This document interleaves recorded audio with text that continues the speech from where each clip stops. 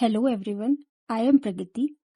Previous lecture में हमने sign ए x plus B और cos A x plus B के लिए nth ऑर्डर डेरिवेटिव फाइंड करना सीखा था। अगर वो वीडियो आपने नहीं देखा है तो आप प्लेलिस्ट में जाकर देख सकते हैं। प्लेलिस्ट का लिंक आपको पिन्ड कमेंट में मिल जाएगा। आज के इस लेक्चर में हम और भी स्टैंडर्ड फंक्शन के लिए nth ऑर्डर डेरिवेटिव फाइंड करना सीखेंगे। तो फर्स्ट हमारे पास है, हम e to the power a x के लिए nth ऑर्डर डेरिवेटिव फाइंड करेंगे। तो चलिए शुरू करते हैं। लेट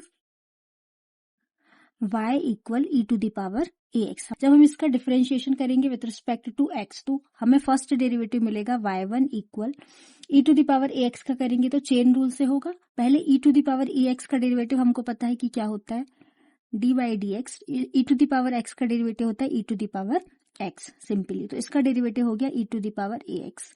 फिर हम ई टू ए एक्स का डेरिवेटिव करेंगे अगेन तो हमें ए एक्स का डेरिवेटिव मिलेगा ए।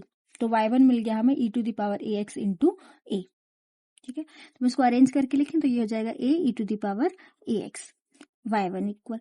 अब इसको हम अगेन डिफरेंशिएट करेंगे विथ रिस्पेक्ट टू x तो हमें मिलेगा y2 इक्वल ए कांस्टेंट है, कॉमन आ गया। E to the power a x का डेरिवेटिव करेंगे तो क्या मिलेगा, पहले तो मिलेगा e to the power a x into इसका डेरिवेटिव करेंगे तो मिल गया इंटू में ए। तो ये हो गया a square into e to the power a x y2 equal. ठीक है, हम इसका थर्ड डेरिवेटिव निकालेंगे तो y3 equal a square constant है, कॉमन आ गया। E to the power a x का डेरिवेटिव करेंगे तो ये हो गया e to the power a x into a x का करा तो ए। तो y3 हमको मिल गया a cube e to the power a x, y3 equal मिल गया। ऐसे ही हम आगे डिफरेंशिएट करते जाएंगे। तो हम जनरल n के लिए डेरिवेटिव लिख सकते हैं तो yn इक्वल हो जाएगा e to the power n। Third derivative था तो ए पे क्यूब 3 पावर आई थी, सेकेंड था तो ए पे पावर 2 आई, तो nth है तो ए पे पावर n आ जाएगी, a to the power n into e to the power a x.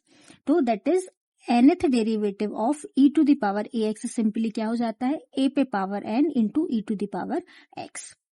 बहुत आसान है ये।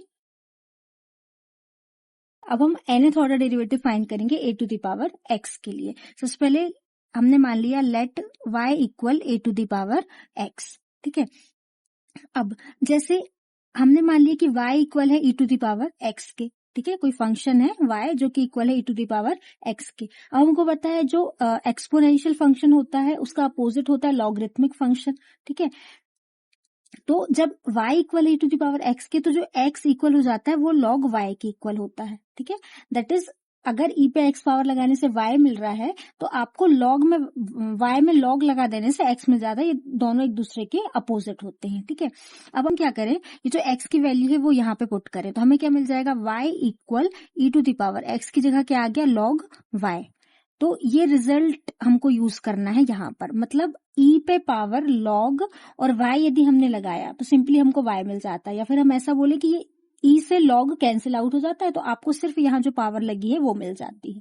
ठीक है, तो हम इसका यूज यहाँ पे करेंगे। ठीक है, तो क्या हो जाएगा, y इक्वल हम e to the power log a to the power x लिख सकते हैं इसको, क्योंकि ये ई से लॉग कैंसिल हो गया तो आपको ई टू द पावर एक्स मिल जाएगा, सिंपल। ठीक है, तो हमने यहाँ पे इसका यूज करा। तो इसके बाद हमें पता है कि लॉग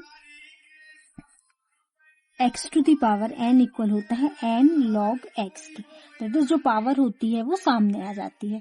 ठीक है, तो यहाँ पे हम उसी का यूज करेंगे तो y इक्वल हो जाएगा e टू दी पावर, ये x पावर में लगा हुआ था तो ये सामने आ जाएगा, ये हो जाएगा x log a।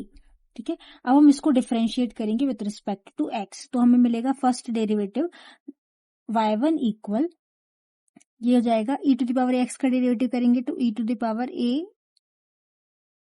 ये हो जाएगा e to the power x log a. ठीक है, इंटू अब इसका डेरिवेटिव करेंगे तो लॉग ए तो कांस्टेंट टर्म है क्योंकि ए हमारा यहाँ कांस्टेंट था, तो लॉग ए हो गया कांस्टेंट, ये आ गया कॉमन और एक्स का डेरिवेटिव हो गया 1। ठीक है, तो ये मिल गया हमें फर्स्ट डेरिवेटिव। अब हम इसको अगेन डिफरेंशिएट करेंगे विथ रिस्पेक्ट टू एक्स तो हमें मिलेगा सेकेंड डेरिवेटिव y2 इक्वल, अब log ए कांस्टेंट है तो कॉमन आ गया, log ए कॉमन आ गया। इसका डेरिवेटिव करेंगे तो इसका डेरिवेटिव क्या हो जाएगा, into e to the power x log a into x log a का डेरिवेटिव करेंगे तो log ए फिर कांस्टेंट है, कॉमन आ जाएगा और x का डेरिवेटिव 1 हो जाएगा, तो ये हो जाएगा log ए। इसको अरेंज करके लिखे तो ये हो जाएगा क्या, log a square, log a into log a square into e to the power x log a.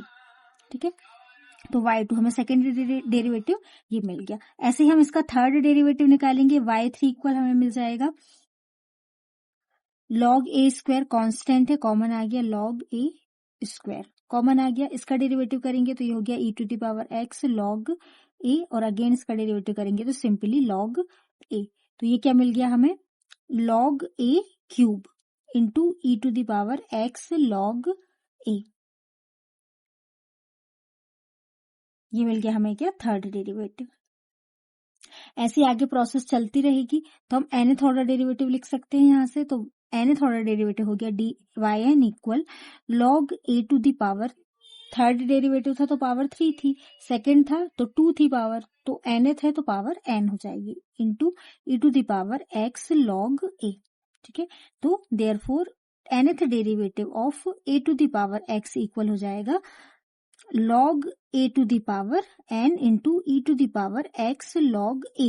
ठीक है, अभी हम इसको और सॉल्व करके लिख सकते हैं। तो ये हम यहाँ से देख सकते हैं ना, हम यहाँ से देख सकते हैं ना कि ये e to the power x log a y के इक्वल था।